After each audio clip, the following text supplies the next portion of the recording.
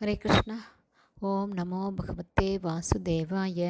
ஹரே கிருஷ்ணா. மகாபாரதம் சபா பருவம் பார்த்துட்ருக்கோம். இதில் பீமன் ஜராசந்தனை வெற்றி கொண்ட செய்தி வந்ததுக்கப்புறம் தர்மபுத்திரர் ராஜசூய யாகம் செய்ய ஏற்பாடு செய்கிறாரு. பல தேச மன்னர்களும் தாங்களாகவே முன்வந்தோ அல்லது தோற்கடிக்கப்பட்டு பணிந்தோ இந்த யாகத்தை ஏற்க வேண்டும் என்பதால் 4 திசைகளுக்குமே படைகள் அனுப்பப்பட்டது. வட திசைக்கு அர்ஜுனன், கிழக்கு திசைக்கு பீமன், மேற்கு திசைக்கு நகுலன், தென் திசைக்கு சகாதேவன் அப்படின்னு தர்மபுத்திரரோட 4 சகோதரர்களும் பிரம்மாண்டமான படைகளோட போகிறாங்க.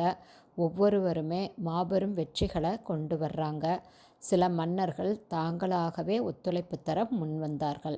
சிலர் வெற்றி கொள்ளப்பட்டு, அதாவது பாண்டவர்களால் வெற்றி கொள்ளப்பட்டு பணிந்து ராஜசூய யாகத்துக்கு சம்மதம் சொல்கிறாங்க. இப்படி இந்த 4 பாண்டவர்களுமே திக்விஜயம் செஞ்சது வெகு விரிவாக மகாபாரதத்தில் சொல்லப்பட்டிருக்குது. இந்த பாரத பூமியோட பூகோள விவரங்களே எல்லாமே அந்த திக்விஜய விவரங்களில் அடங்கி இருக்குது. மகாபாரதத்தின் அடிப்படை சரித்திரம்தான் என்பதற்கு இது மிகப்பெரிய சான்றாக அமையுது.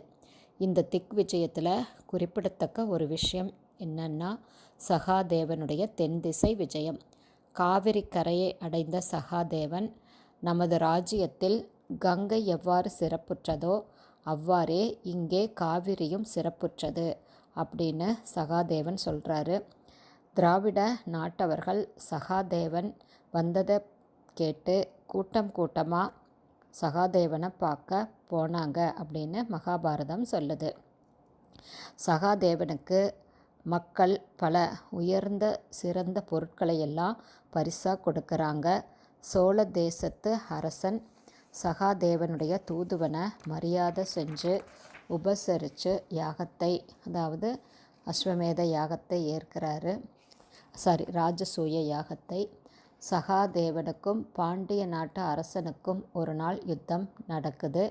அதுக்கப்புறம் பாண்டிய மன்னன் ராஜசூய யாகத்தை ஏற்கிறாரு. அதுக்கப்புறம் சகாதேவன் சௌராஷ்டிர தேச அதிபதியையும் ஜெயிக்கிறாரு.